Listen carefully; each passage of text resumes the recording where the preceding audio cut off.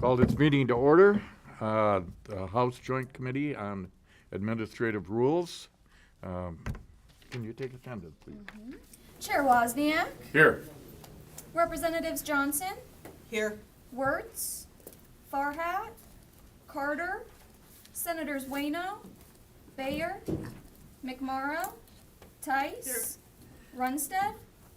Mr. Chair, you have 3 members present.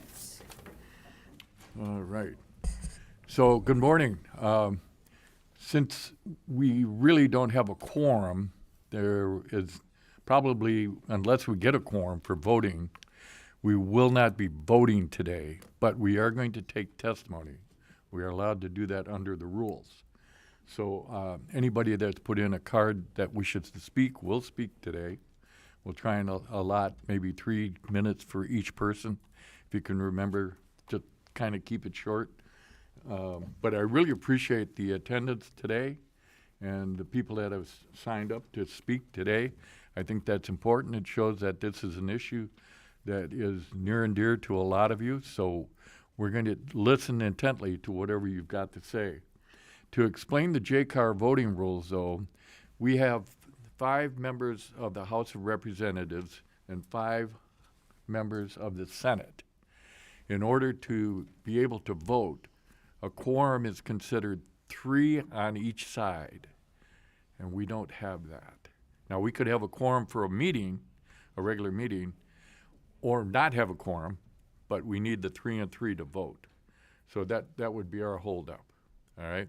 If people show up and we do have 3 and 3, we'll attempt to take a vote. If not, no vote today. So I just want to explain the ground rules to you. I know it sounds screwed up. I think it's screwed up the way it's handled too, but that's the rules. All right, so we'll get started with testimony. Do I have to do anything yet? No? Okay. First up, Brian Benton. Brian? You're here. Come on up. You have anybody with you or just you? All right. If you could limit your testimony to about 3 minutes, that'd be great. Say who you are and where you're from and who you represent. Brian Benton, East Lansing, Michigan. I represent the Michigan chapter of the National Electrical Contractors Association. My view on these, the residential code that you're considering adopting here is in reference to the electrical section. You guys should be well aware that since the founding of the industry, our industry has been changing. It's evolving, and it is rapidly evolving right now. The code that we currently have in place is not set up to safely install the technologies that are coming out. By adopting changes where the code is adopted on a regular schedule, we can have safe installations. To think that this body here would be subject matter experts on electrical technology seems like that would be a lot to ask.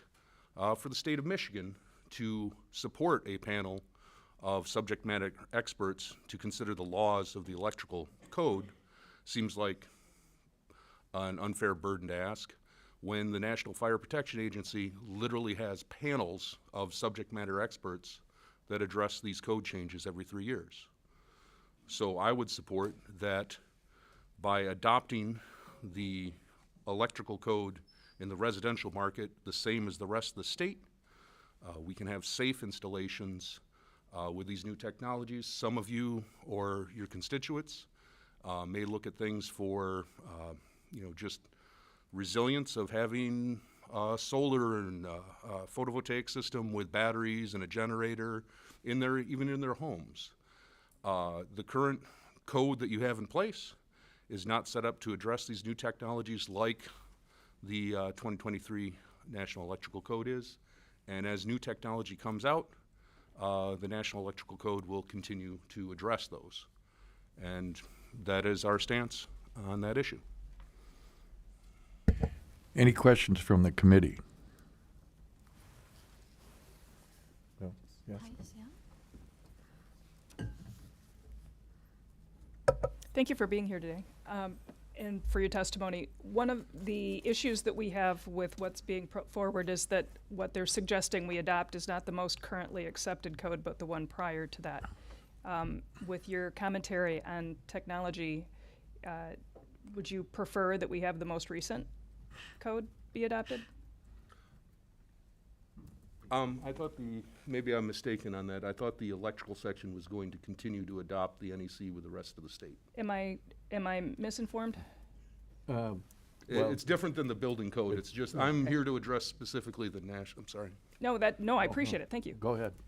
I'm just addressing the electrical section, The 2023. the 2023 National Electrical Code, and then going forward, adopting, when the state adopts the new code, which comes out every 3 years, having the residential stay with all the other aspects of the electrical industry in the state.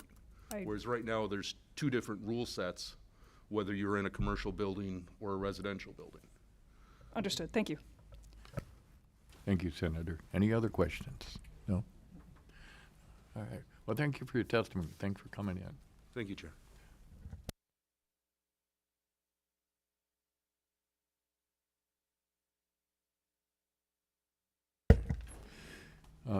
Bert?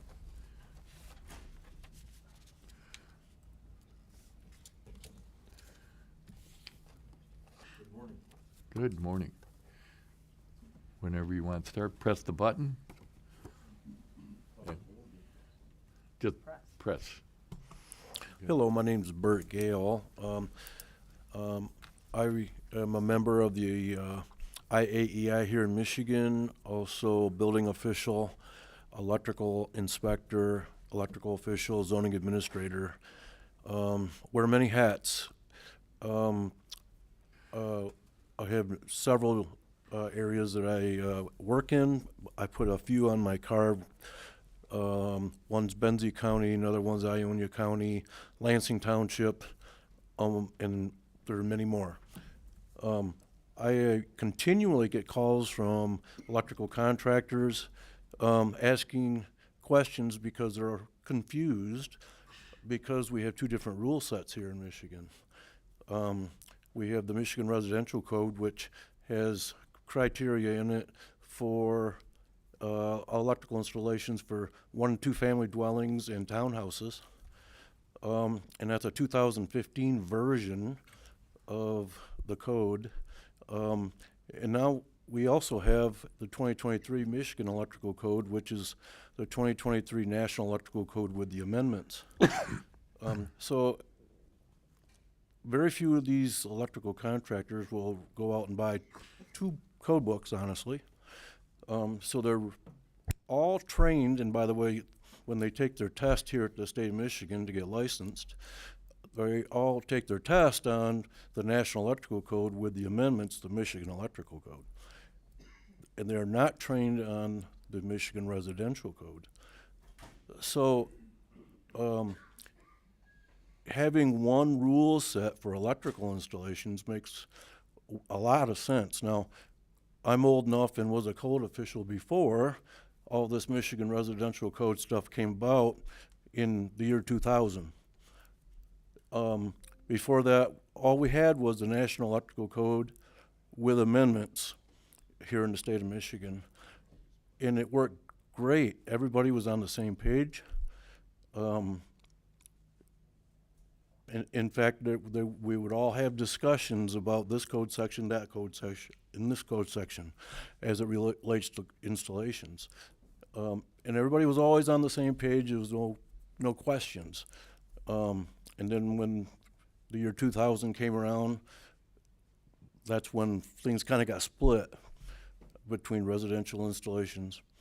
The previous gentleman's exactly right. When it comes to solar installations and stored energy systems, batteries,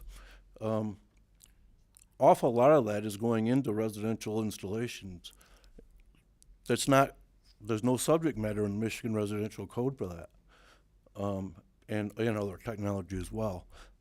So I would urge that we adopt the current rule set as written, It will remove the electrical sections out of the Michigan Residential Code and will all be on the same level playing field, and we'll be up as close to up to date as we can be for installations as it relates to this new technology that's, and he's right, it's changing rapidly. Is there a great difference between the residential code and the electrical code, the 2023 electrical code and the 25? I'm assuming there is a big difference. There is a big difference because, you know, the 2015, the difference between even the verbiage between the 2015 version of the residential code and the 2023 national electrical code is vast. Lots and lots of differences and changes.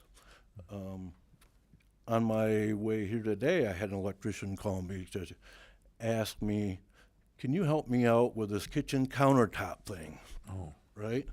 Because the 2023 Michigan Electrical Code requires one thing, the 2015 Michigan Residential Code requires another. Okay? I take literally dozens of those kinds of calls. So it's very confusing to the industry out there. So you do prefer the 2023 electrical code. Which residential code do you prefer, or have you got knowledge of that? Well, to help out, we wouldn't need a residential code because the 2023 National Electrical Code with the amendments in Michigan covers it all. It has all the provisions for residential as well. Oh, okay. So But they're just not applicable because we have a 2015 Michigan Residential Code. yeah. So under the residential code, have you gone through, or do you have any knowledge of which one you'd prefer, the 2021 or the 2024? I think we would want to start right now with a 2021. You know, this is the year 2025, and we're operating with a 2015 code. We're 10 years removed. If you can just think about the technology that has advanced in that little 10-year period. So I think we need to get this done, get it done as quickly as possible.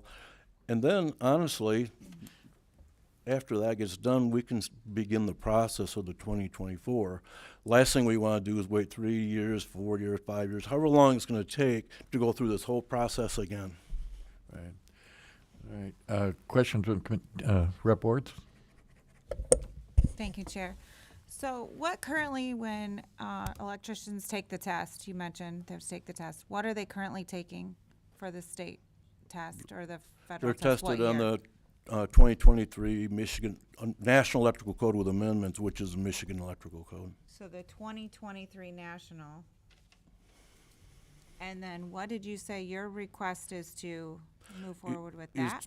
Is to move forward with your rule set that you're considering right now for the, I believe it's the Part 5, the adoption of the 2021. I guess I'm confused as to why we would adopt 2021 if they're already testing on 2023. 2021 Michigan Residential Code is what we're talking about. And the 2021 Michigan Residential Code, as drafted, will take the electrical section completely out of it, which then will allow all electricians to use the 2023 National Electrical Code with amendments, the Michigan Electrical Code, which contains all the requirements, whether it be a single-family dwelling or a 20-story high-rise, right? It has all of the requirements in it. With the immediacy of the improvements, I didn't mean to interrupt you. With the immediacy of the improvements you're talking about, particularly with solar and everything, does the 2024 residential code improve on the 2021 code and still exclude the National Electrical Code? It would be my position, and I think all of my colleagues' position, is that it wouldn't matter because we would be using the National Electrical Code because the electrical sections in the Michigan Residential Code would be taken right out. Senator Tice. Thank you, Mr. Chair. Thank you for your testimony today. I just want to make note that under our law, we can't make another amendment to this code and update it for another 3 years. So the window starts at 3 years. So if we adopt an old code, we're already behind and we can't do anything else for another 3 years on this code. So that's why we're pushing to have the most recent code adopted as opposed to one that's 3 years old already. May I? My concern is that if we don't adopt what we have right now, we're gonna get to wait 3 years, 4 years down the road, kick the can down the road some more.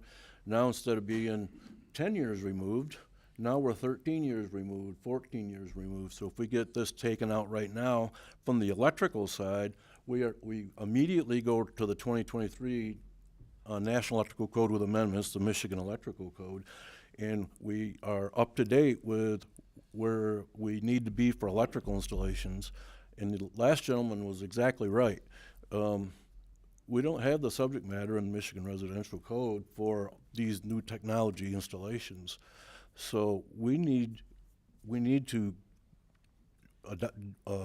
move forward with this adoption process so that the electrical section is taken completely out of the Michigan Residential Code as written, as drafted, and at that point, we will all be on the same 2023 Michigan Electrical Code, which is the National Electrical Code put out by NFPA, along with the Michigan amendments to that code. So with all due respect, the home builders are recommending we have the most recent rules adopted, recommending it without changes, so the process is going to be significantly shorter. What you're suggesting is going to put us behind right from the 8 ball. And so I understand what you're saying. You're saying Michigan shouldn't even be speaking to this at all, just deflect to the federal. And I have some issues with that as well. But I understand what you're saying.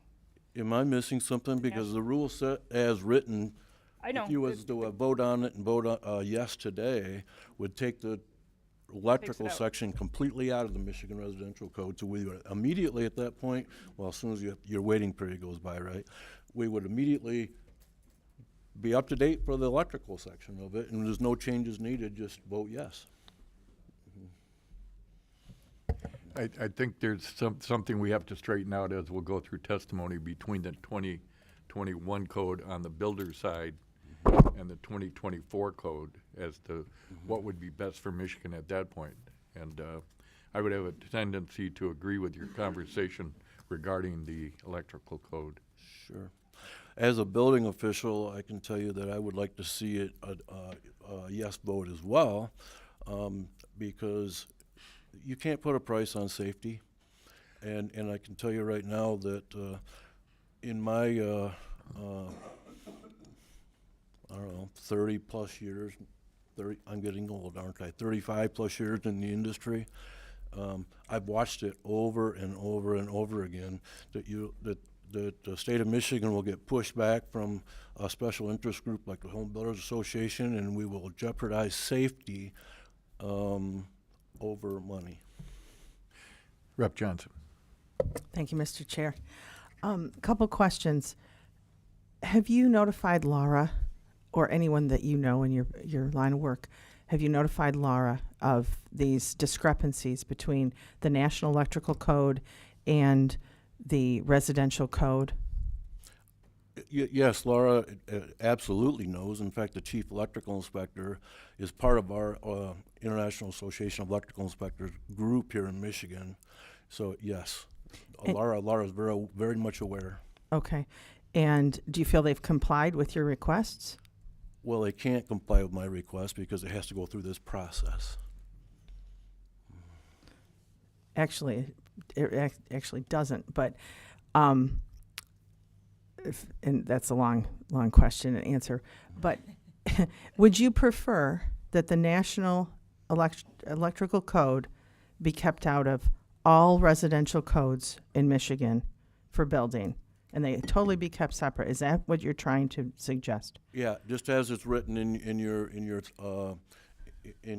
bill.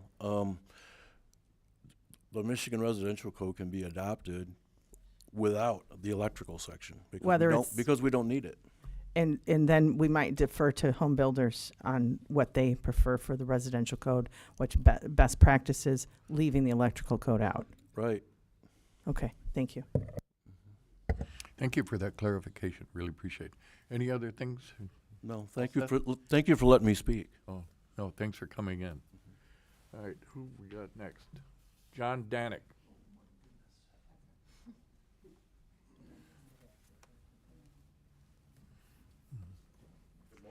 Good morning. Just state who you are, where you're from, and who you After represent. I push the red button, Yeah. the rules here. Just leave it now.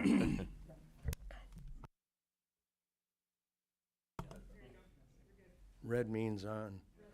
I'm just saying. Thank you very much. Good morning, distinguished committee, and thank you for allowing me to use my notes here because it's only a few minutes that I ask of you. My name is John Danik from the city of Plymouth. I was hoping to see Miss Bear here and as my senator. Involved in the electrical industry for over 50 years. I got you beat, Bert, by quite a bit there. Okay, I've been through numerous code changes and a lot of technological changes in the code. For example, the GFI that went through the code in 1960s and 70s and through the same process with the AFCIs where the arc fault protection that is part of the contention with the Home Builders Association and the cost of things. In short, the National Electrical Code states that the purpose of the code is to protect persons and property from the hazards arising from the use of electricity, stated right out of the National Electrical Code. And I understand your concerns about nationalism, you know, the national part and the state rules and stuff like that, but we're not changing the state of Michigan rule set or whatever. We're still allowing the state, it's the Michigan Electrical Code that adopts the Michigan Residential Code and the National Electrical Code, so it is a state of Michigan law that we are working with here. Attempts to circumvent that purpose of protecting persons and property for financial gains or what other use just doesn't seem appropriate. As a member of the group of people that educate young, skilled tradespeople and want to be electricians, they are more interested in a simple way of complying with the safety standards of the electrical codes.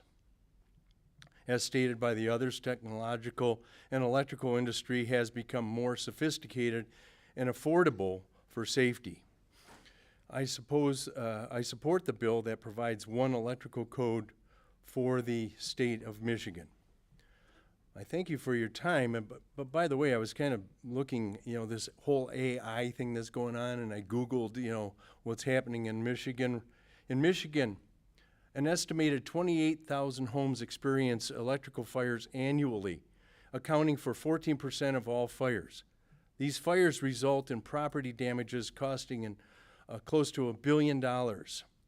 Home electrical fires nationwide account for estimated 51,000 fires and nearly 500 deaths and more than 1,400 injuries, accounting for $1.3 billion of property damage. The technology that we have in the National Electrical Code in 2023 allows for the enforcement of arc fault interrupters. It's the only electrical device in all of building industry that can prevent a fire. Everything else detects ones, puts alarms out, puts smoke alarms out and stuff like that and tells people to get out of the building. The AFCI device actually detects an arcing and sparking that can initiate a fire and prevent it from happening, which is the technology that is already in the 2023 National Electrical Code that can be adopted by the state of Michigan as the enforcing code rather than the Michigan Residential Code, which is the builder's portion of the industry. Thank you for your time. Reports. Thank you, and thank you for being here today to testify. So I just wanted to ask this question, and the previous gentleman as well brought the issue up, I think, a little bit. But so we talk about all these codes, and you mentioned fires.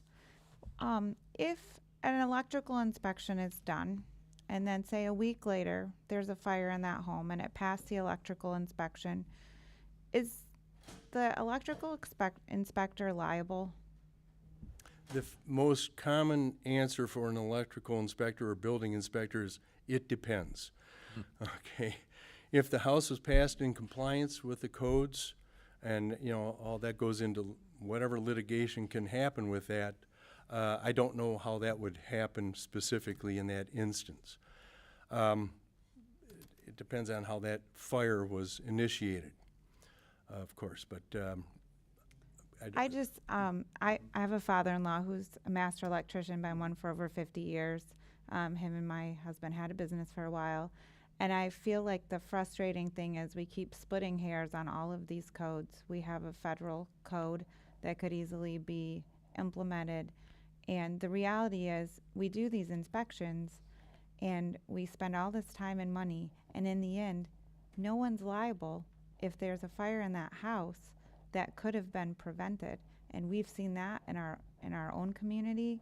And I feel like we need to get to the heart of what is going to make this safe, but also deregulate it and stop the burdensome redundancy and waste of time, if you will, for people trying to build and promote and grow in Michigan. And so, in your opinion, what would you say would be the best thing for going forward for electricians and building and getting Michigan moving productively forward? It's been stated a number of times, and you've made an excellent point for us, thank you, is that there are so many codes. You know, and it wasn't until 2000, year 2000 or so that this Michigan residential code came into effect by the Home Builders Association wanting to control the codes for building of homes. We've always had the National Electrical Code, and I say always for our lifetimes, and that that has been the standard for the industry in electrical installations. The residential code, the 2015 Michigan Residential Code, put a number of those issues in there and then deleted a number of those things from that code, and then for residential properties. So what I'm responding to is your point that says, let's get rid of all these codes. Let's just have the Michigan Electrical Code, that includes the federal. It's not actually a federal code. It's a National Fire Prevention Association code that was developed for all of the technological advances to be implemented in, like the previous speaker said, that for all of the industry, including the residential, commercial, and industrial industries. Senator Tice. Thank you very much. Thank you for your presentation today. I appreciate it. One of the constant questions we have with respect to regulation is safety versus cost. And the reality is we could build cars way more safe, we could build homes way more safe, and what we could do is make them utterly unaffordable for everybody. Where would you put the balance? I hear you referencing commercial, and I think residential is very different from commercial in the needs and desires and the ability to create a safe environment aren't necessarily the same thing. And so I hear that we are adopting here by reference a national standard that doesn't even sound like it's a governmental entity that created it, but that's okay.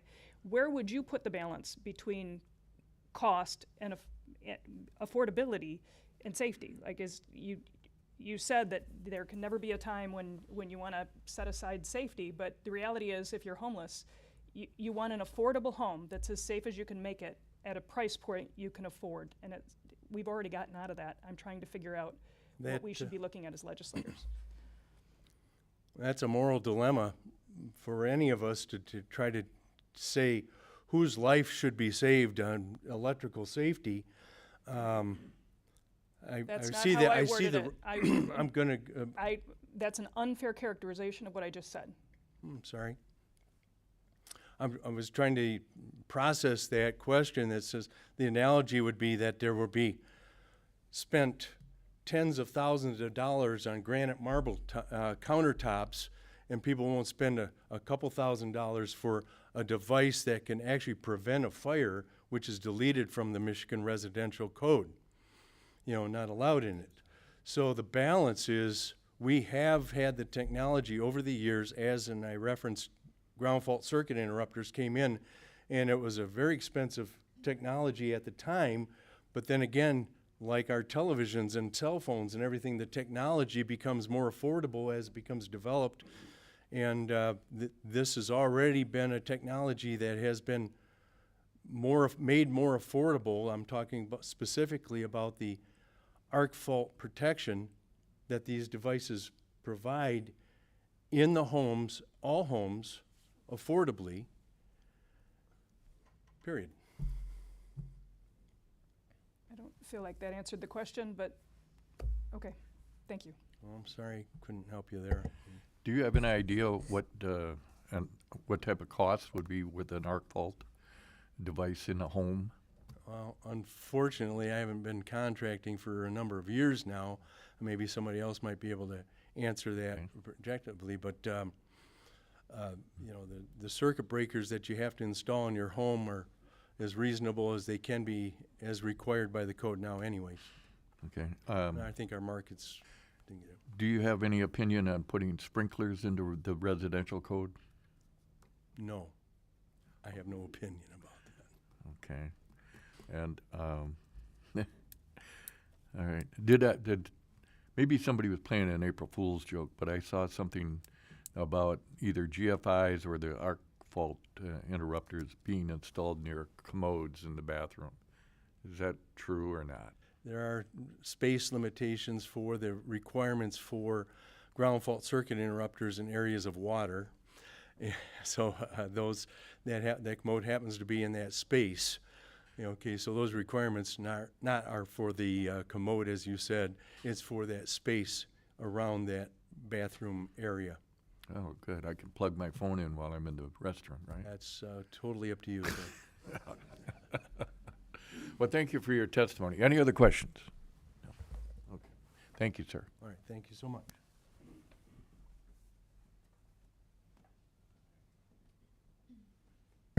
Mr. Williams, David Williams.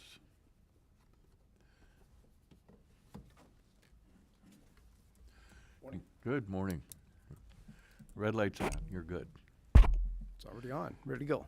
It's part of the electrical code. Yes.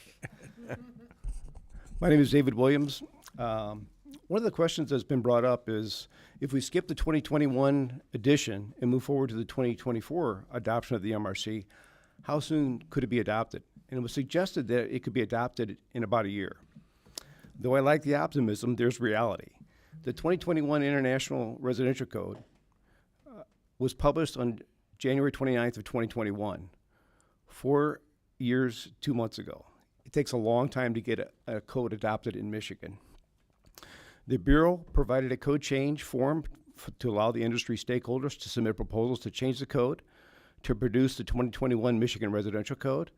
Those proposal forms had to be submitted to the Bureau by July 15th of 2022.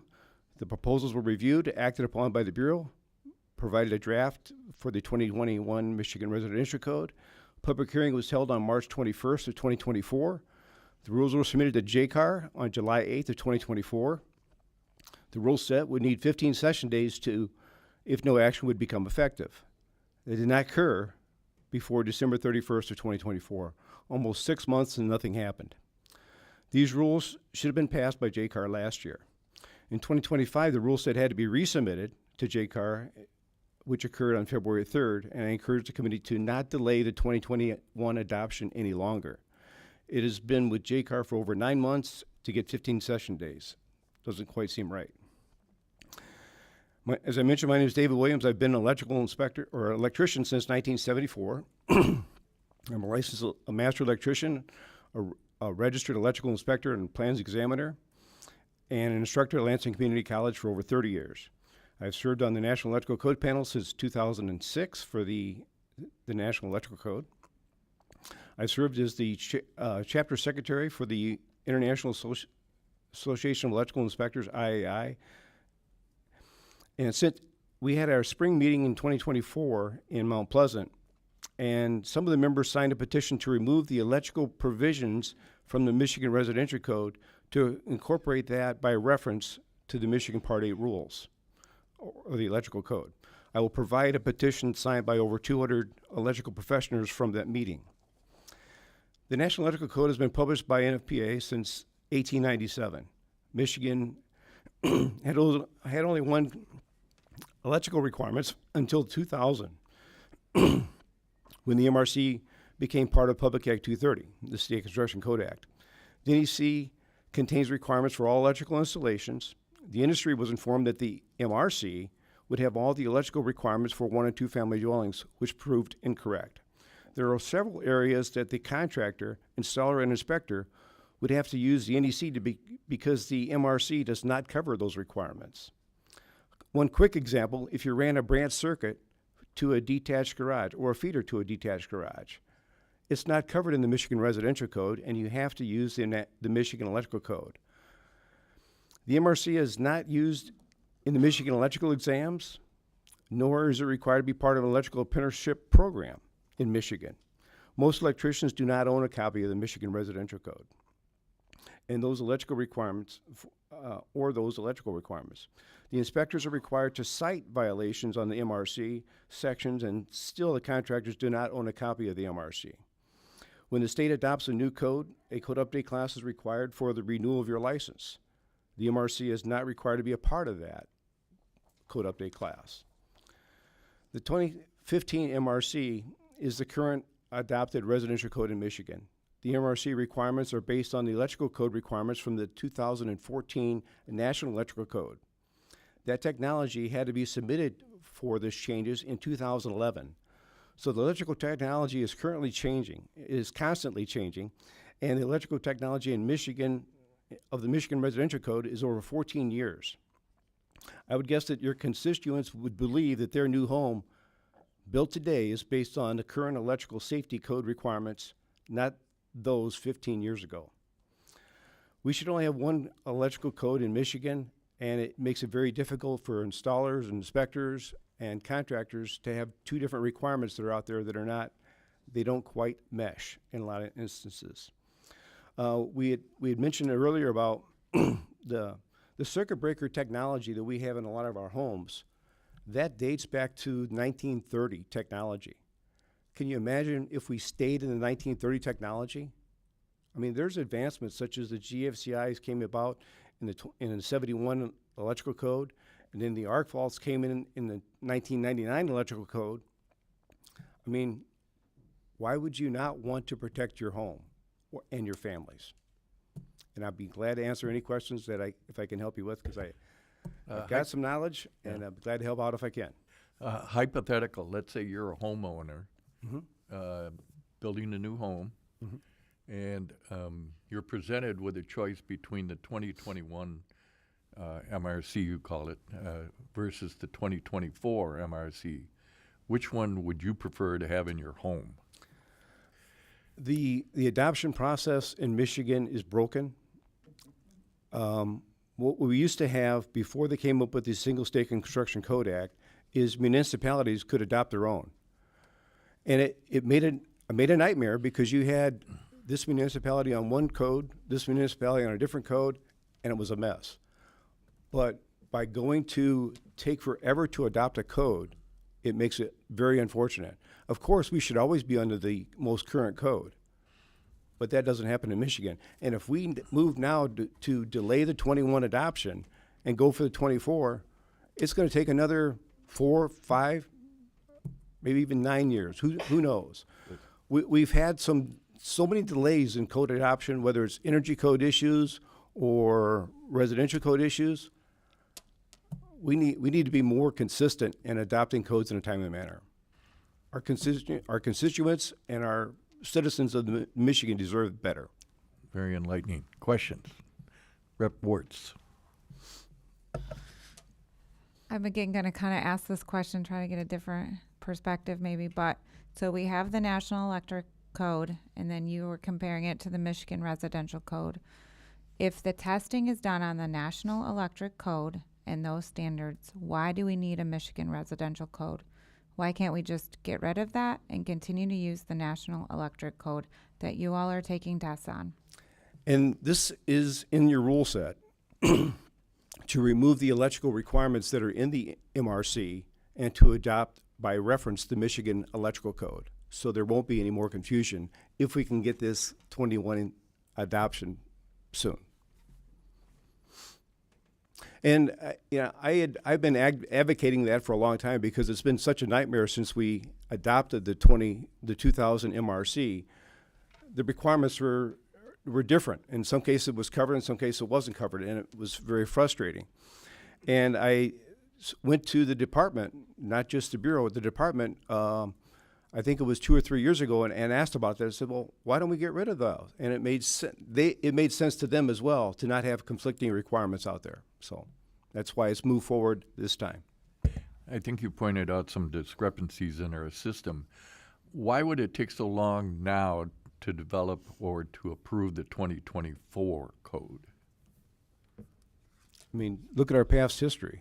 I mean, during the we had a public meeting to whether to move forward with the 2018 residential code, and I think there was 50 or 60 people involved at that meeting, and everyone but the Home Builders Association wanted to move forward to adopt that, and the Home Builders Association was against that, and it didn't move forward. Again, creating more delays in adopting a code in a timely manner. Okay, It's unfortunate. So you're pointing out different breaks in the system. Oh, it's pathetic, to say the least. And I think maybe we should revert back to allow the municipalities to adopt a code if the state can't get it done. Woo. I mean, That's a flat balloon. and there are some states, and maybe we should look at that. There are some states that have it in their law that you have so many months or a year after the adoption or after the publication of a new code to get it adopted and be able to come back with those requirements or that are issues and discuss those ahead of time. And if it doesn't happen, then it goes into effect. Well, thank you for your testimony. Any other questions? One more? Okay, go ahead. Thank you, Mr. Chair. Would you propose that it might be a good idea that the electricians, electrical workers stick with the National Electrical Code per your association standards and per your own testing, and the home builders comply with their national association national standards, and we eliminate the municipalities? They're going to hate me for this, but state new rules. Do you think that is a quality way to move? I think it sounds like a great thing. And if they would take the International Residential Code and the National Electrical Code and adopt those without any amendments, we wouldn't be arguing about what's in those various codes. We would actually have stair geometry in Michigan that provides a safe installation. And there is testing for the electricians and everyone who touches building, including the home builders, per their own testing and own association guidelines nationally, correct? Yeah, in Michigan, you have to have a testing on those on that code you're being tested on to become a journeyman, and you're also required to have a code update class once a code is changed. And unfortunately, we've been having we've skipped the cycle because of the fact that we aren't getting it done in adopting code sometimes, and it's frustrating. And it's tough when you go to teach that because you're teaching them on the changes that occurred in this cycle, even though they didn't know what happened in the last cycle. So. Senator Tice. Thank you, Mr. Chairman. Thank you for your presentation today. First, I want to say we totally agree with you. We'd love to see the adoption happen a lot faster. But to the department's defense, also COVID happened and shut everything down for an extended period of time. So there was a lot of there's a lot of makeup time that's been they've been attempting to process. I'm sure you're aware, most codes are different between residential and commercial in building, whether it's electrical or otherwise, throughout most states. There are two different codes, yes. Okay, and so it doesn't surprise me that we have separate codes for residential and commercial in this area as well. The needs and the demands might be very different, and you might be able to maintain safety at a lesser cost, recognizing that. I just wanted to make that commentary, Mr. Chair, and I wanted to thank you for your support of coming up with the most updated codes. Thank you. Mm-hmm. Mr. Williams, do you feel that the electrical code is over-regulation for the electricians? No. Again, I've been an instructor for years. recently, there was a small change that previously you could have built a house and put all the switches for all the lights in the bedrooms and everything in the kitchen. So it's not real restrictive. If you wanted to put your receptacles, you can put them on the wall up to 5.5 feet or down on the floor. There's no specific height. So is that restrictive? I don't think so. There's a lot of things that maybe a lot of electricians would do just because they know it's a smart idea. You know, the electrical code, you could probably get by with maybe 4 or 5 circuits in your house in some cases. Well, maybe 7. But most electricians know that you want to separate those so you don't have issues. And so it's done that way. Sometimes a lot of the expenses occur based on that, not necessarily a code requirement. The 23 electrical code really gave a lot of lacks regarding the countertop or the island receptacles. And again, based on the 2015 residential code, it's different requirements. So it's frustrating. Well, thank you for your testimony. Really appreciate it, particularly the chronology you presented to us, and I think it clarified a few issues. And I don't think the Bureau by any means is the delay. It's the full process of adopting codes in Michigan that needs to be looked at. Great. So, Well, now- thank you. And I believe this petition of signed by about 200 people. Okay. And again, this was just to remove the the electrical requirements out of the Michigan residential code and revert you to the Michigan electrical code. Great. Thank you, sir. Group. All right, next we have a group coming up. Mr. Bodell and your group.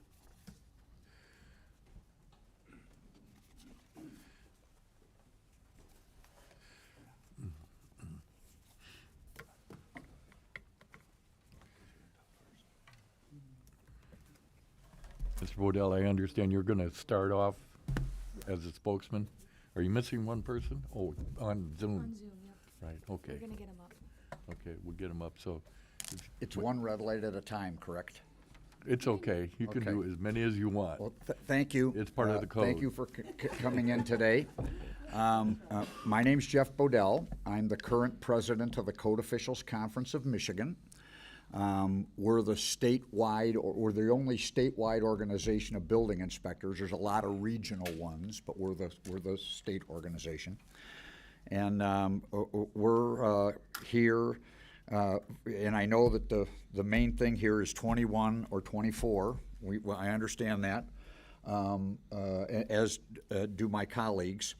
And at the end of the day, you know, you've heard it said by a couple people that the process is broken, and the process is broken. I want to take just 1 second that the electricians have all spoken here this morning. You've heard a lot about the electrical code. And we think, the building inspectors, that we have a little legislative committee because we're going to try to ask the legislature to try to fix the process. We're not ready to do that yet, but we want to fix the process. The change and the COVID and the things have made it impossible for us to get current codes for the residents of our state of Michigan. And what I really want to point out about the process, the International Code Council, which is one organization, they do the plumbing, the electrical, the mechanical, and a whole series of codes. And the electrical is done, if I said electrical, I made a mistake. Electrical is done by the NFPA, and that's another group, and they work nonstop all year working on future code changes. And once every 3 years, they have a meeting to vote on what those code changes are going to be. And everybody in the country and farther than the country are at the table. They're all at the table talking about what's good, what's bad, what costs too much, what doesn't cost too much. It's all vetted nonstop every day for 3 years. And then there's a vote. One of the pieces that's broken in Michigan is we bring that finished document back here, and the special interests all take another bite at the apple. They didn't win their argument at the national level. They were all at the table. They were all talking. It's a 10-day ordeal. In the 90s, in Dearborn, Michigan, they had the national code hearings. There was a 7-hour argument about stair geometry. It didn't win for our builders. That's who was there. Our builders were there arguing about stair geometry. They didn't win. We still have that stair geometry from the 90s because they came back here and took a second bite at the apple. And they've taken it so many times that it's not even in the code, it's in the law. It's in Public Act 230. They took it out. So at the end of the day, we need to fix the process. But let's talk about 21 versus 24. So there's no question that we're better off taking the newest, greatest standard, which is the 24. There's no question about that. You know, all the building inspectors want, and the people want the thing that's the best. Are there some things that could possibly raise the cost? Yes. But that happens in every single code cycle. We never had a smoke detector. Eventually, they got in the code, and we all had to buy them in our house, and it cost more money, but they save a lot of lives. So the fact that we're looking at adopting a 21 and looking at everybody's wants and needs, I understand why the builders would like to go to the 24, and I think those reasons are reasonable. Even better is it's a much newer, current, better code. The problem, we've heard from our electrical industry, is that this 21 is almost done. The problem is the things that we change in Michigan, and by the way, you just had your 21 building code come through here not that long ago. There's mistakes in that book. The high-rise building, I'll let Mr. Tizio, the architect, talk about it. It's got 2 different numbers for the same thing. One of them's the old number because we never changed it, and one of them has the current number. When we bring it back for a second bite at the apple is what slows this process down. And we don't have to do it. Everybody could go argue their arguments at the national level. There are states that just take that code straight up. There are other states that tweak it, so to speak. But at the end of the day, the code going to the 24 is a much better idea than the 21, provided, as I'll agree with all of our electrical friends here behind us, the electrical section of the residential code is not the most current document. People put things in their house. I've had people say that they want to have a 3-phase service in their attached garage. Nobody has that. It's not in the residential code, and they have to go to the other book anyway, but there's no reason to have 2 sets of standards. So I'm going to let my colleagues speak, and Mr. Hordick, who is on Zoom, they have more of the in the weeds a little bit, the technical pieces, but we really only need to change the administrative section, and we should just be adopting these codes exactly as they come from the national level. Thank you. Good morning. My name is Mark Stimac. I'm owner of a building code consulting company called Compliant by Design. I work for numerous municipalities as well as building owners, architects, and builders. I've been involved in the municipal code enforcement profession for close to 45 years. I come to you today to speak in opposition to the adoption of Rule Set 2022-16LR to become the Michigan 2021 Residential Code. I wish to thank the chair and the members of the committee for the opportunity to speak. The Still-DeRosset-Hale State Construction Code Act, which directs the development of these rules, is a law which serves to unify the enforcement of building codes across the state of Michigan to protect the health, safety, and welfare of the residents, employees, and visitors to the state. It seeks to do that at the same level whether you are in a suburb of Detroit or in a remote county in northern Michigan. It is, in order to do that effectively, we need a code that is clear, accurate, and not subject to differing interpretation and enforcement across the state. There are numerous flaws in the proposed rules. Those flaws were outlined in detail in a letter that I wrote to the committee last August. I understand that that was during the last legislative session, and that some of the members of the committee are new. I have additional copies of that letter for the members with me today. But what's more impactful to the development of effective code is not the matters that are contained within the proposed rule set that's before you today, but items that are not within those rule set. These are existing rules that form the current Part 5 rules that make up what is the 2015 Michigan Residential Code. Those existing rules that are not being amended or rescinded by the current proposed rule set will carry through to become additional Michigan amendments to become the 21 Michigan Residential Code. Most of those existing rules were based upon language of the 2009 edition of the IRC, the International Residential Code.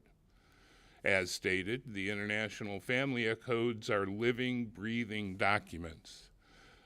They are under a constant state of review, revision, and amendment on the national level to keep them up to date with current technology. And a new version is developed and published every 3 years. Language gets amended, sections get moved, deleted, or added. Sections get renumbered accordingly to account for those changes. If we attempt to apply the same Michigan amendments to a code 4 additions later, there will be problems. Many of those problems came to light when the 2015 edition of the Michigan Residential Code went into effect in February of 2016. We've been trying to work around those problems in Michigan for over 9 years. I would have hoped that we would have learned a valuable lesson from those mistakes. Unfortunately, many of those same mistakes are proposed for the 2021 Michigan Code. 2 sets of tread riser dimensions, lack of locational requirements for carbon monoxide detector, deletion of charging language, etc. You may look at them and say, well, it's just a section number, that it's not a big deal. However, you have to understand that when you modify the wrong section in a code, that you're not only putting the language that you want in the wrong place, where it may not correctly fit and be effective, but you're also deleting the intended language of that original section that might have significance to the safety of the building. If the department is successful in getting their rule set approved, they will then be using our tax dollars to pay ICC to print the 2021 Michigan Residential Code with all the flaws. Once printed, every jurisdiction in the state of Michigan that's enforcing the code is going to be spending local tax dollars to purchase copies of that flawed code. Architects, engineers, and other professionals like myself, as well as every licensed builder in the state, is going to be required to purchase a copy of that flawed code. We know what the mistakes are. We know in most cases what the corrections are. There's no reason that we could not or should not get this right before moving forward. I urge the members of the committees to vote to object to Rule Set 2022-16LR and send it back to Laura for corrections. Or better yet, direct Laura to suspend action on the current rule set and begin immediate work openly and collaboratively with the stakeholders to bring forward the rules to adopt the 2024 Michigan Residential Code as quickly as possible. I thank you for your time and will be happy to answer any questions that the committee may have regarding my testimony.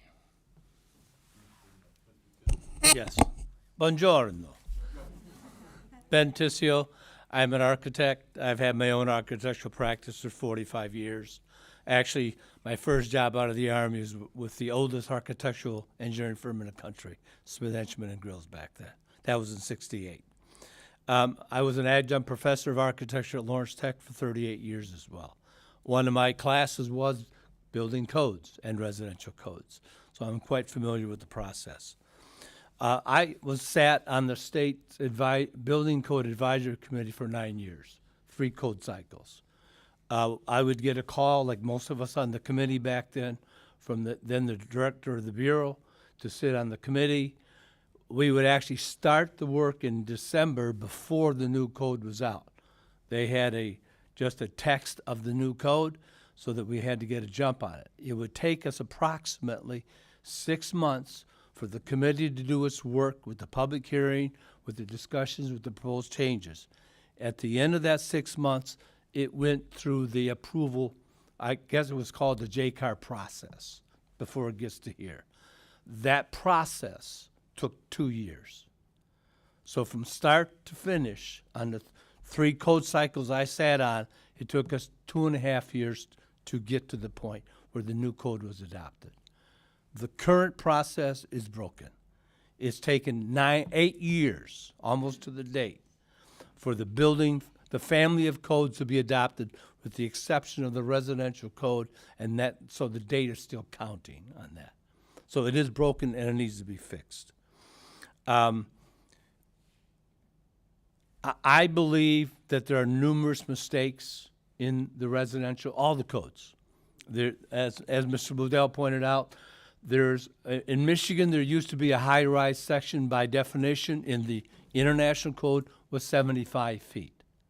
Because a lot of municipality fire departments in smaller communities couldn't fight fires that high, we reduced it in Michigan to 55 feet.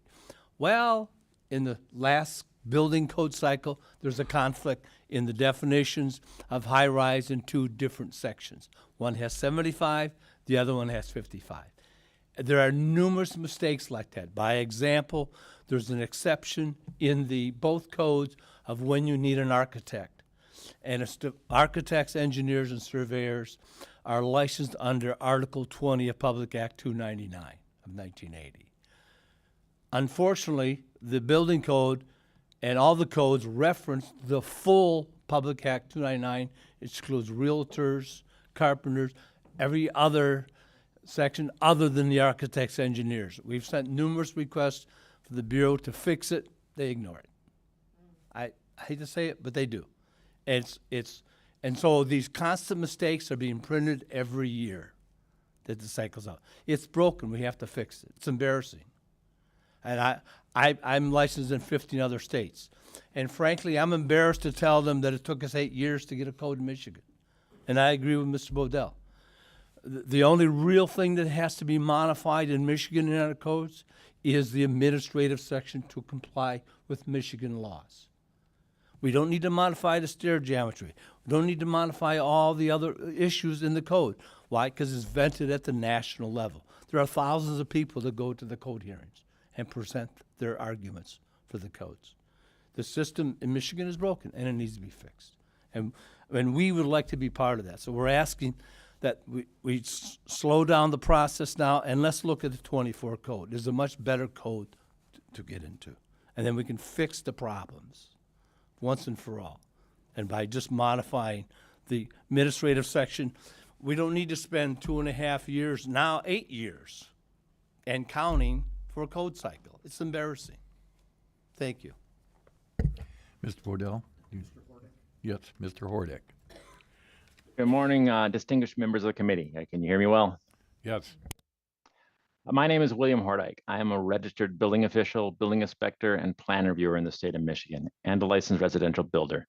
Beyond my state credentials, I hold 20 certifications with the International Code Council, including the Master Code Professional designation, which is their highest level of achievement. I currently serve the city of Grand Rapids as building official and as the president of the Metro Building Inspectors Association of Greater Grand Rapids. This association comprises over 130 registered building officials and inspectors who serve more than 70 delegated authorities across the state of Michigan. I speak on behalf of myself as a building official and as a member of my Code Officials Association.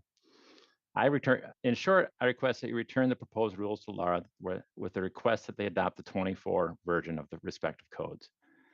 To To substantiate this request, I presented a list of errors identified in the proposed rules for the 21 residential code. I dropped it off at the prior session. You should have a copy of that. Most of the errors were presented to Laura during the public hearing. However, no action was taken, nor was there any communication to address or acknowledge these concerns. I recognize the hard work of the individuals involved in preparing these rules. My primary concern is the lack of engagement and coordination that has characterized this undertaking. To provide context, I'd like you to briefly consider the process developing the construction codes. You're likely aware of the International Code Council and their role in creating the I codes. These codes, building, residential, mechanical, plumbing, and the like, are offered to any authority, including the Bureau of Construction Codes, as a model code. What's crucial to understand is the extensive vetting and input involved in creating these model codes. The ICC process involves thousands of voting representatives, ensuring a broad range of expertise and perspective. It is a testament to the comprehensive nature of these codes that there are actually more voting members in this process than all of the state and federal legislators combined. Contrast this with the Michigan process. Prior to the 2015 codes, the Construction Code Commission, as a volunteer body, facilitated a thorough review of the proposed code changes involving experts, officials, industry representatives, and the public. This process was ensured a balanced and well-vetted outcome. However, the current process, tasked to the individual heads within the Bureau of Construction Codes, lacks this crucial collaborative element. The results of the change in process are self-evident. As legislators, you understand the importance of a thorough and transparent process. After extensive meetings, negotiations, debates, committees, a final product is achieved representing a consensus. This did not occur with these rules or the 2015 rules. There was a public call for changes, a public hearing where errors were highlighted, and then silence. And now the result is flawed rules with widespread dissatisfaction. Therefore, you have before you a flawed set of rules and a large group of concerned stakeholders.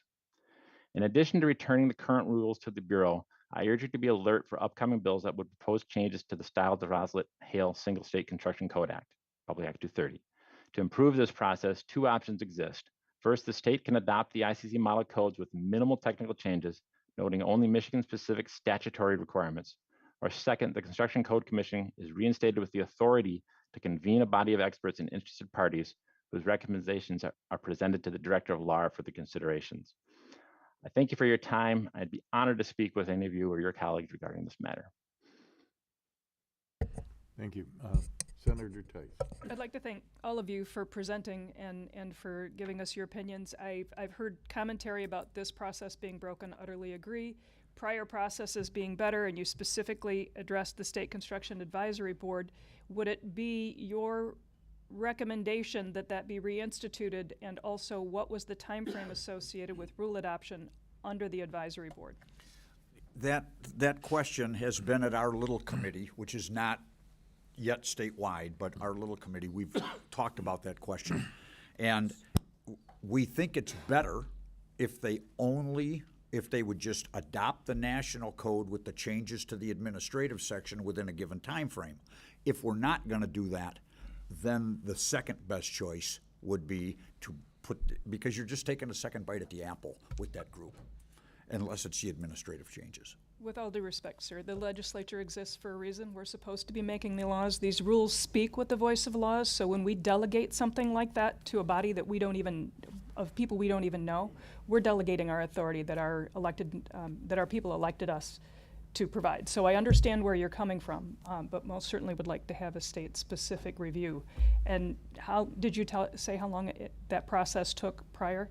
Yeah, excuse me. Yes, it roughly took 2.5 years. But again, the first 6 months was the advisory committees, meetings, hearing, testimony, rewrite, and at that point, it was sent from the Bureau. It went through the approval process, and that process is what took 2 years in the past.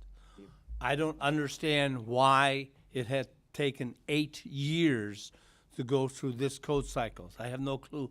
The only thing I know is I was present in 2018 when the Bureau changed the requirement of having the advisory committee, and they put it into the Bureau's 2 people managing the code process. That's when it broke. Again, I was very proud to sit on that committee for 3 cycles, 9 years, and we did our work, and when I left, we did it right, and there were very few errors in the code. So I don't understand why the idea was if we take it out of the review process and we can do it in-house, it'll be much better and much quicker. I have no idea why it broke down so quickly, but it never happened. Thank you. Before I go on, Senator Tice, I understand you have to leave shortly. All right, so she'll be leaving, not because she's ignoring you. Yeah. All right, Representative Warts.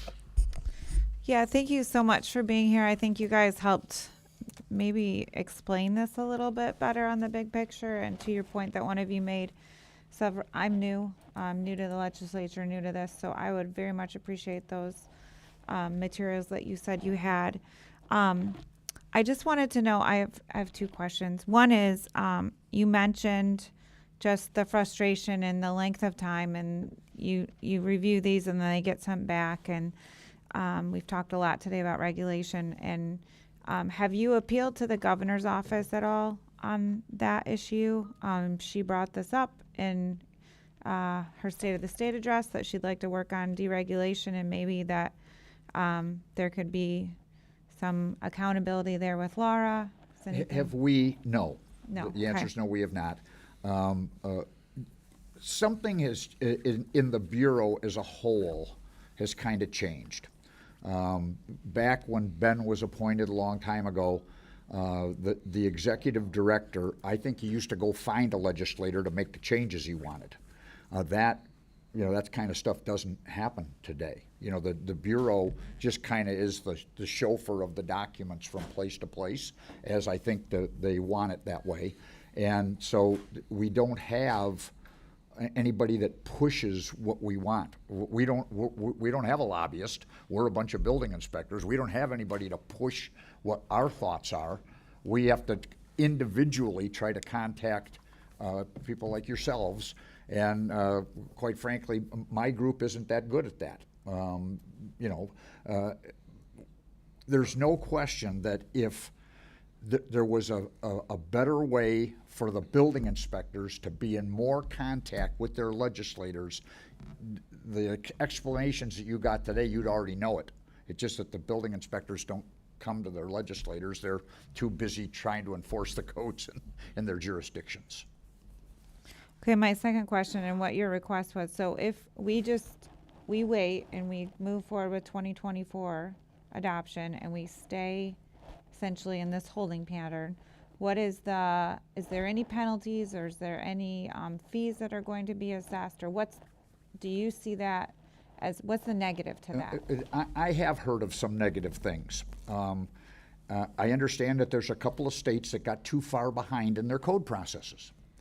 And again, I don't know the particulars. These are things that we hear at our meetings, that did you hear that this happened or that happened? But all of a sudden, FEMA doesn't want to cover something because your code's too old. Or HUD doesn't want to do something because your code's too old. So it is important to adopt codes quickly. And I know the senator had to leave. There are states that do take the code straight as it is within X amount of days, and it's adopted. There's no second bite at the apple. But there's a lot of states that want to tweak things, and I understand that. With right off the bat, we're asking to tweak. We want to take that document that's a residential document and say, don't use the electrical part of that, use the national code. It's a better document, it's more thorough. Well, that's a change, and that would have to be approved, because that's not they'll print it any way we want it, that group. So at the end of the day, and I want to ask, does anybody know the particulars on that FEMA or HUD thing? There is an ISO, Insurance Service Organization, rating that communities get that impacts their insurance rates. And one of their criteria is how recent, how up to date are your codes. And right now, all of municipalities are losing points because our codes are 8-9 years old. So that that's an impact that is already been felt. I'll be honest with you, most communities have already had their ratings downgraded because of that. So it's not going to change tomorrow. They do a 5-year recertification of the ISO ratings. So whether the new code goes into effect in September or whether the 24 code goes into effect next February probably is not going to affect a great many of communities because their rating periods aren't going to fall in between there.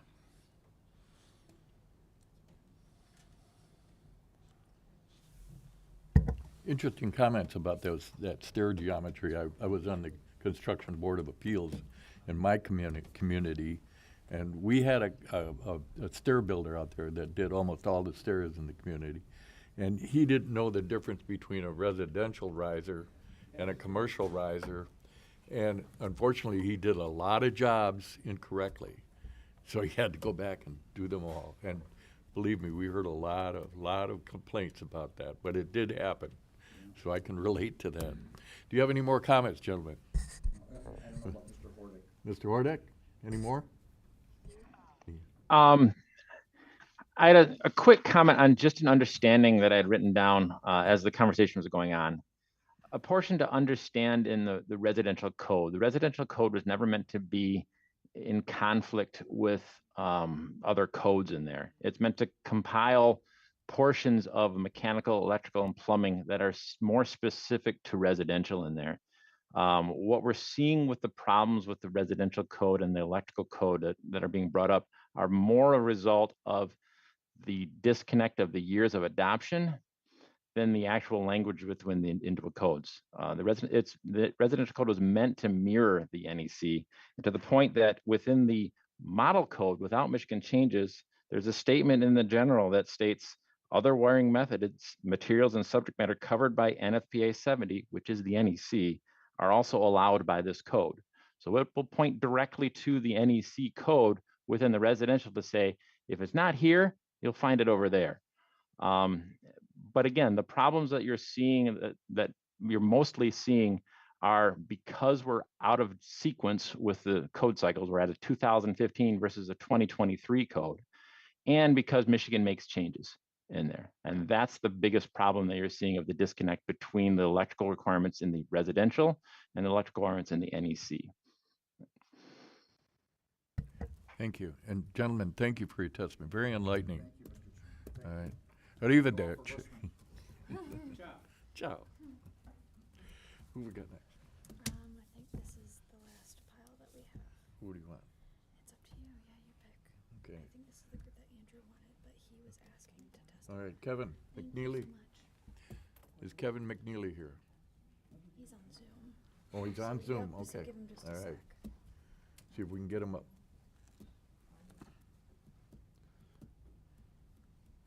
All right. Can you guys hear me? Yes, good. We can see you too. Yeah. Sorry about that. I am a building science and building performance expert.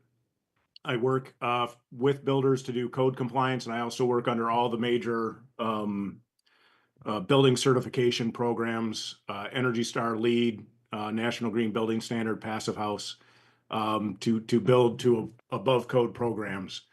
I wanted to address some of the, I was up for the last meeting, and I just wanted to address some of the things that the builders and other testimony was given that that I think needs to be clarified.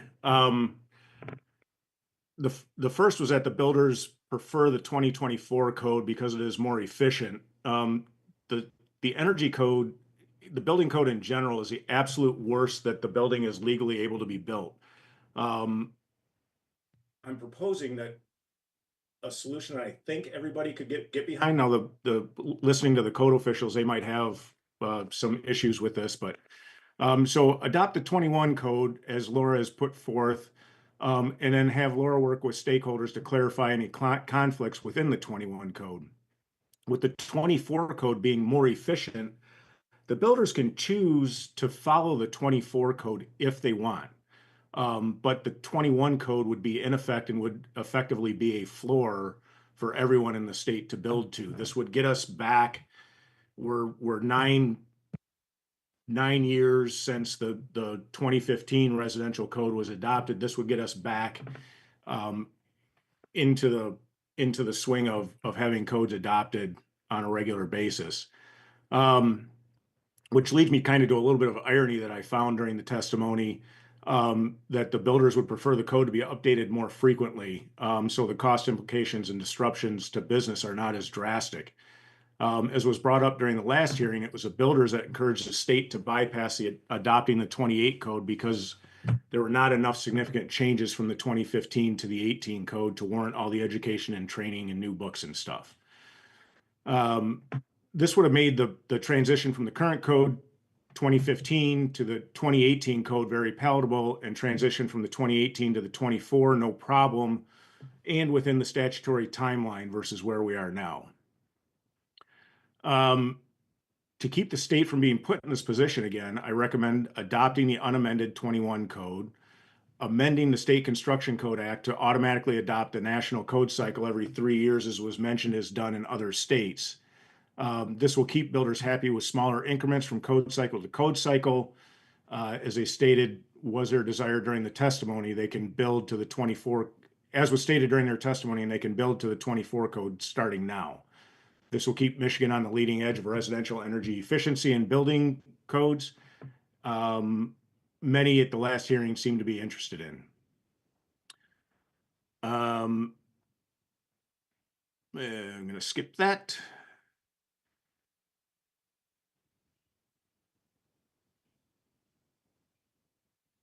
There was also a conversation about creativity and being able to build certain ways.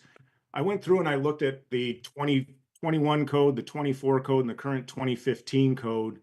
They all have flexibility within them.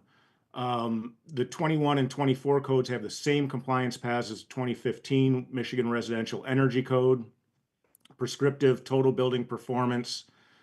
It's called the simulated building performance in the 24 code, and EUI, which is Energy Utilization Index. And there's other subpaths for compliance, but these are the high level methods to show compliance. The prescriptive path requires no energy modeling. The other paths allow for creativity and trade-offs through the use of energy modeling. Under the current code, builders can build with 2x4 and 2x6 framing material, and if you get into the energy modeling side, they can use other sizes if they want, 2x4, 6, 8, 10s. The 21 and 24 code also allow for all of these to be used. Bad or questionable building science was also brought up during the last hearing, and looking through the codes, I see a couple of minor items, but nothing that isn't easily addressed during the build process, which builders should be paying attention to anyways. And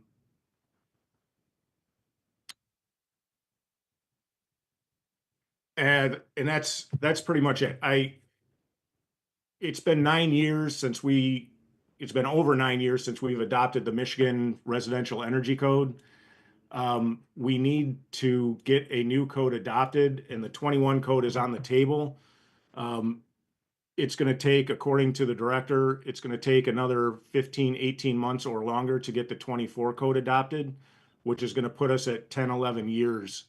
I think that we need to get this and then get the legislation changed, so that we have a regular 3-year cycle going again, like we used to in the past. Happy to take any questions. Yes, sir. You mentioned that the code is probably the worst thing that we could have in the building industry. But what about LEED certification? Is that part of the code or no? Or is that separate? That is not. There's a provision. There is a separate section for above code programs, which LEED might fall into, but they have to be an approved program. And the only thing that the code specifically cites right now is Energy Star and the National Green Building Standard. LEED is a national program, so they kind of keep it at a higher level, and some of the codes are actually more energy efficient and more stringent than LEED is, depending on what part of the country you're in. And you have a premise that the builders could make a choice as to follow the 2021 code if it's adopted, but they could do the 2024 code. Is that correct? That is correct. Yeah, any part of the code is the what I say is the worst building that you can legally build. So they can build to a higher standard if they so choose. So they could choose to, if the 21 code gets adopted, the builders could choose to just forego that and start building to the 24 code. It'll pass, on the energy side, it'll pass mustard, it'll pass code. They would, and then they're set and ready should Laura adopt the 24 code, or skip the 24 and jump into the 27. Just because of the 3 and 6 year code cycle thing. Yeah, they would be perfectly able to do that. Thank you. Any questions? No. Okay. Thank you for your testimony. Thank you. We have people here that I don't think are here, but they're on Zoom. Melissa Hagan.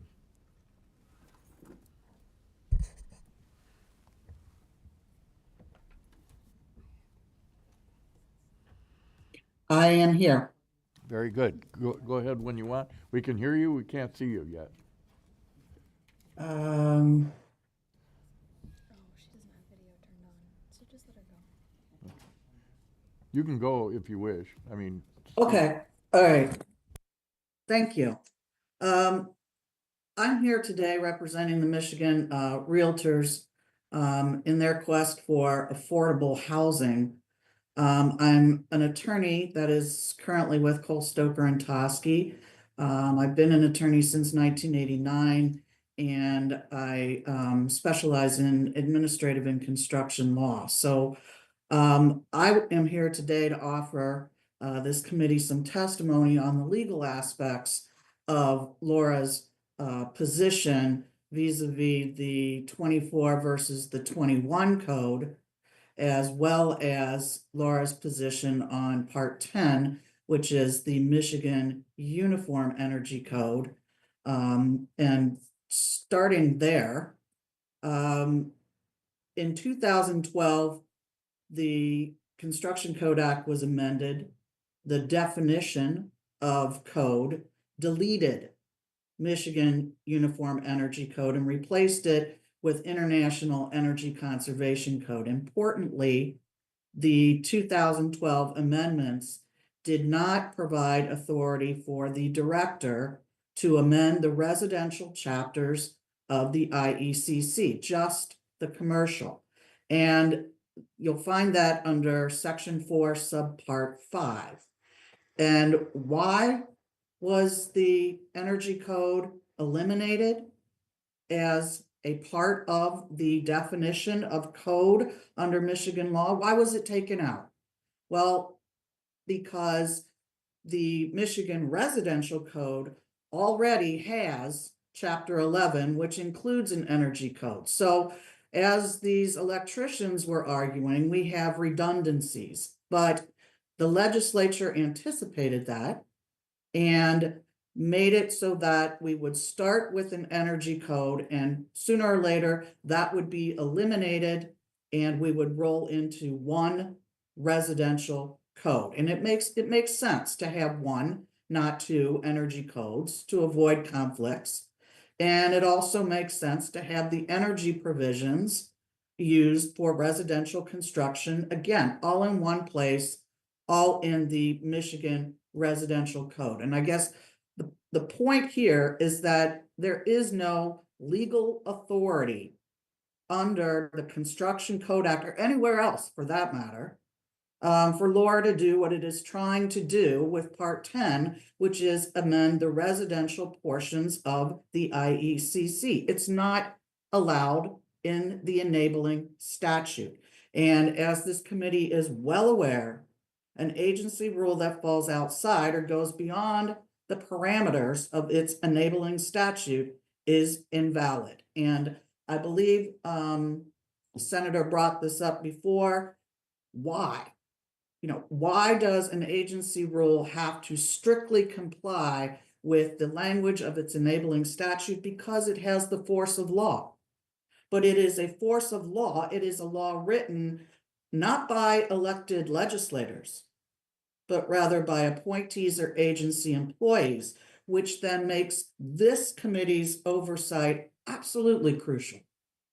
It alone has the power to ensure that an agency's actions comply with the statutes that the legislature has enacted. And so, for that reason, I'm here today to ask this committee to approve a notice of objection because the agency lacks authority for the rule under Part 10. And the agency is exceeding its statutory scope of its rulemaking authority. So that is Part 10, the Energy Code. If you have any questions on that part, I can address those prior to moving to Part 5, the Residential Code. Thank you. That's very enlightening. I'm hearing nothing, so I'll just continue to babble on. Any questions? None? Very enlightening testimony. Nobody's really gone into the legal parameters, as you mentioned, whether or not the process is inside those parameters or not. So I appreciate you bringing that. Thank you very much. Well, I have the Part 5, if I could address that as well. Certainly, go ahead.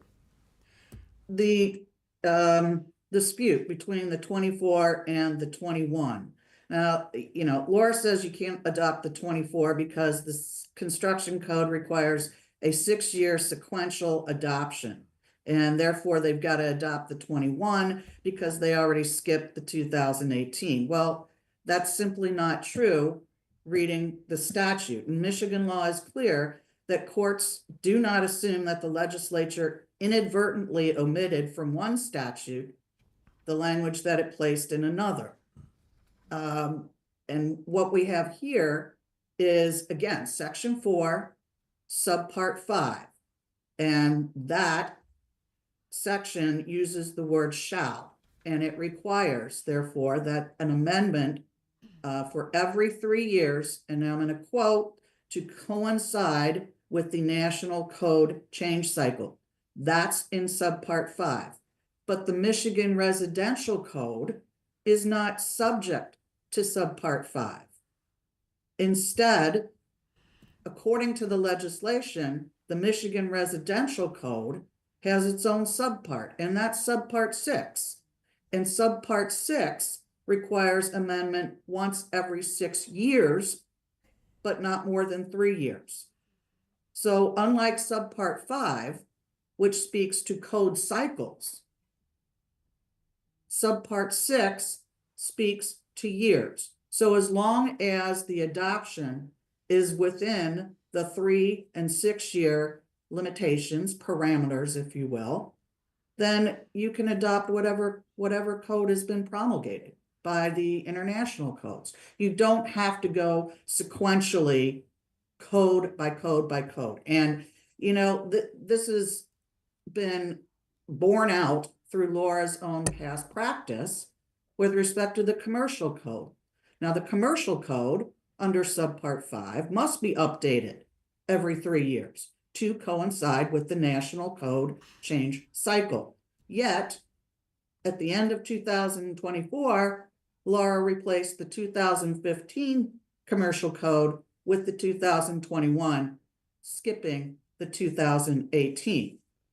The legislation also anticipates skipping a code cycle, specifically, again, Section 4, if you read Subpart 8, that expressly states that if a code cycle is skipped, i.e. 2021, the use of material, product, method, manufacture, manner of construction, or installation provided for in an interim addition is authorized throughout this state. So again, you can adopt the 24, you can still go back to the 21, and the enforcing agency, being building inspectors, can allow building to the 21 code. So there's some flexibility in there. And why do we allow flexibility?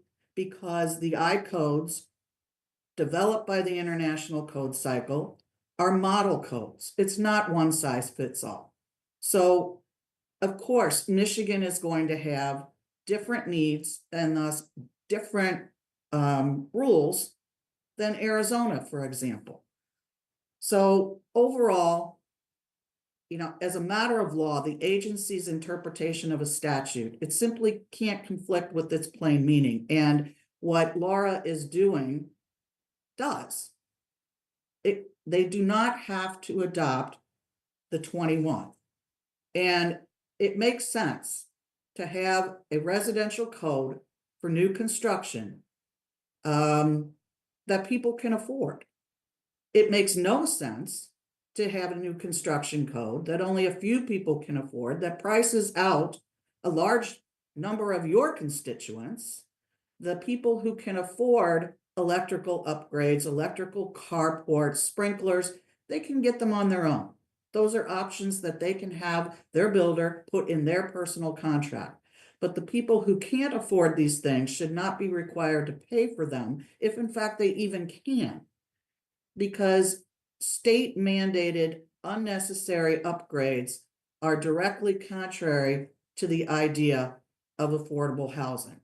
So with respect to Part 5, the residential code, we are asking that this committee send this back to Laura and request that they change the rules from the 2021 IRC to the 2024 IRC, a procedure which it's not going to take years.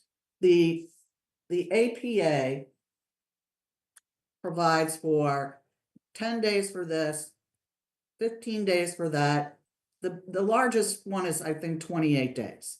So, if everybody puts their mind to it, they can get this through quickly in terms of how bureaucracies move. But quickly, it's not going to take another 9 years. But you know what? It should be the position of this committee, the position of the legislature, that the state agencies have to do things in accordance with the statutes. Laura is not. And that is the legal framework within which we believe this committee can vote for the 2024. Is there any questions? Any questions? I don't see any, Counselor. Thank you for your testimony. Very good testimony, very clarifying. Thank you. Next, we have Arn McIntyre on Zoom.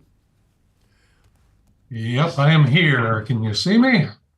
There you go. Sure. Go ahead, please. Okay. I apologize if I take a little over my 3 minutes. I've already had 2 trips to Lansing, over 6 hours drive time, so to cancel meetings. So hopefully we can get through this. Clear, concise points here. What I'm going to be speaking from, I'm representing myself. I'm speaking from very diverse perspectives. I'm an energy rater, practicing energy rater. All these items I'm practicing currently. Real estate broker, a builder, a building inspector, and a building science engineer. I work daily in all of those realms. I daily am working with constituents around mostly West Michigan. I'm from Rockford, Michigan, north of Grand Rapids. I also want to mention, just so a little bit of background, we built the first certified green home in Michigan back in 2002. So I have a strong understanding of energy performance. I sat in the ANSI 700 ICC committee developing the National Green Building Standard that was referenced a few minutes ago from a previous testimony. I've also 2-time testified before the U.S. National Congress on standards in codes and energy efficiency and the practicality of them. So I'm going to be presenting from a few different hats. over the course of all this testimony, there's been many, many questions how we got here with the 21 and why it took so long. It's necessary to answer that. It's necessary to explain the history of what happened here. We talked about the adoption process of the ICC and the voting process. I want to make clear that the 2021 was done under one process. The 2024 was done under a completely different process. So when you hear that discussion from testimony, it was two different processes. What I'm first going to talk about is the old process. What happened in developing the 2021 code? There was hundreds, if not thousands, of inspectors from around the country that come together and meet. The building inspectors hit on this. They meet to review the codes. They usually a couple weeks at a time, two different voting meetings that they do. They review past codes, proposed changes, they debate and they vote on new codes. And they do that again over two different time periods or two different events, two separate voting occasions. Small communities in this process, small communities couldn't afford to send or didn't have inspectors to send to this process. They just couldn't afford to send people. They usually are 1 to 2 weeks at a time, and they couldn't afford to send them, or they didn't have them, because a lot of small communities don't have their own inspectors. They work adjacent with other communities, or they have independent agencies, et cetera. So thus, those communities were excluded from the process. They're excluded from this code adoption process of the past method. The 21 review process, in an effort to include those smaller communities, introduced a third round, a third step to the process, a third voting step to the process. You had your first step where you reviewed past codes, put in public comments, revised changes, put those in the draft. That was reviewed by code officials, came back, did it again, reviewed those changes. Those are all said and done. Things were voted in, things were voted out by the code officials. And then in the third step, they introduced an internet voting process. In that, the communities could add delegates to the voting ranks around the country. That was an attempt that small communities could add representation by adding voting ranks from whatever department had to be related to the building department. So it could be building, zoning department in their community to vote. From the conclusion of round 2 of the inspectors voting, basically a final draft being done, to the voting on the internet, a large number of voters, a significantly large number of voters was added to the voting ranks. Excuse me. Since the ICC process now allowed non-inspector personnel to be added in large percentage of the new voting, a large percentage of the new voting members were not practicing inspectors. They were not in the industry. And they had not been part of the previous 2 rounds of voting. Some communities added sizable numbers, as you heard in earlier testimony about Newton, be an example. As a result, this third round of voting, specifically to Chapter 11, the energy chapter, every single measure that had been voted out by the code officials was voted back in the internet round of voting, every single one. In comparison, all other chapters in the code that had items voted out, debated and voted out by the inspectors, not one measure was voted back in. These were solely on Chapter 11, the energy chapter. The measures that were voted back in were removed by the inspectors for good reasons. They were conflicting, they were redundant, they were impractical, non-cost effective, etc. They were removed for a reason. The third round of voting essentially overruled the code officials, debate and vote, overruled by non-practicing individuals who were not part of the process until the 11th hour. Mr. McIntyre. It was later determined that this was... Can I ask you to Yeah. kind of put it together? We're running out of time, and I got one more person yet. All right. Well, I'm just saying, as a result of this, it was determined that special interest groups had flooded the ranks at the municipalities to make this happen. So how does this relate to Michigan? In the past, Michigan used code committees, as you've heard before. Those committees would review, amend, etc. This current code cycle, that was disbanded by the BCC, and individual was put in place to do that from the BCC. In the past, these issues that were well identified at this point on a national level would have been reviewed and corrected. And thus they were not in adopting the 2021 or putting forth 2021. Also, the Michigan 7-year payback was not addressed. So what this resulted in was Michigan taking the 2021 with its flaws and how they were created in attempting to put them into code in Michigan. That is why there is such a pushback. The 24, what happened with the 24, the IRC recognized these issues. They formed an ANSI oversight committee, so it's no longer the large committee. And they went through a true consensus process. They corrected and removed, corrected, revised the issues of the 21, particularly around Chapter 11, and they put forth the 24 code. It allows the industry to do a much more performance-based alternative versus a prescriptive. Previous presenter said that all the codes are the same. That's correct in their method of implementation.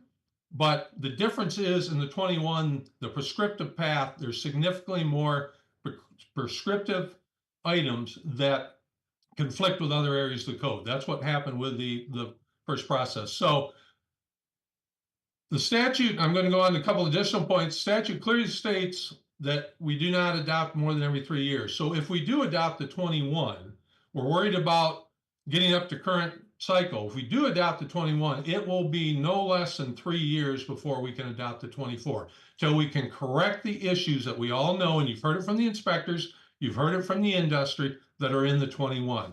The director stated 6% of the industry uses them, only 6% uses a costly prescriptive. The bulk of the industry uses the performance path in the code. That's exactly what the 24 corrects. It corrects the issues. It allows for more performance. With the 21, they would be forced to do more prescriptive measures versus the 24. So the director even alluded to that indirectly. The 21 requires prescriptive paths. There's a previous testimony that talks about payback and such by the MEBC, et cetera. The 7-year payback isn't there. That's required in the state of Michigan, required by statute. That's not there with the 21. I can go into numbers, but I'm flying through this now.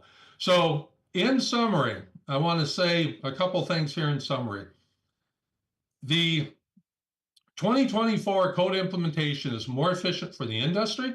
It's more efficient for builders. It's more efficient for inspectors. It's more efficient for the homeowners while delivering better performance than the 21. I want to talk a little bit. There's been discussion about cost and housing. I just want to, this is a general comment. Everybody has a fundamental need for housing in Michigan. Controlling the cost is a key measure of meeting that need. I see this need daily, sitting right across from the table I'm sitting at. I talk with these folks every day. I have a meeting tomorrow with them, with a young couple. And we talk about costs and the impacts it's going on in the industry. So no matter what we do, there's going to be cost impacts. Pop-up plugs on islands, arc fault interrupts, additional testing. One of your previous presenters was part of an industry, part of an industry that a code cycle ago didn't exist. So the industry didn't have to pay for it. The consumer didn't have to pay for it. Now Mr. McIntyre, I gotta cut you off. I got one person left, and we're out of time already. But very enlightening. I'll tell you what.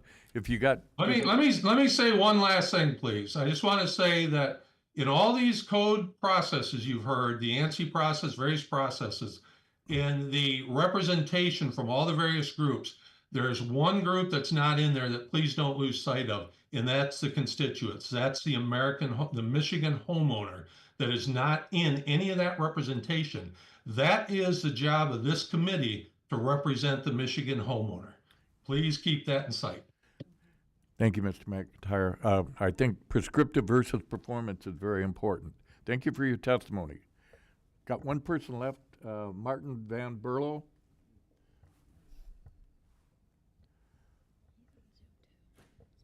Yes, I'm here.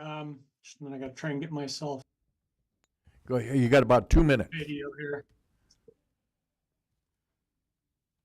There we go. All right. All right. I can give you 2 minutes, and that's it. I'll go as fast as I can. My name is Martin Van Berlo. I've been involved in the construction industry for 48 years, including 26 as a building inspector, plan reviewer, and building department director. As a code official, I've also had the ability to serve as a member of the Michigan Residential Code Review Committee for the 2009 and the 2015 Michigan Residential Codes. I'm here today just to offer a few comments and perspective from a code official. As code officials, we are the ones responsible for enforcing new code requirements, training inspectors, educating contractors, and informing the public about changes. When those changes are made in the codes that are more strict or increase costs, we as code officials are the first ones to face criticism. I'm not opposed to code changes or updates to the codes, but the changes must be accurate, fair, equitable, and reasonably affordable. I often remind people that the code is intended to establish a minimum standard for construction. Building better than a minimum standard is simply that, better, but the code itself should remain minimal. I do have a quick history I'd like to share with you regarding the 2015 Michigan Residential Code, on which I served in the Residential Review Committee. We started that process out with the 2012 International Residential Code. Due to multiple energy code changes, the process was stalled in the summer of 2014, whereby the HBA of Michigan and the energy code advocates were asked to sit down and come up with a compromise.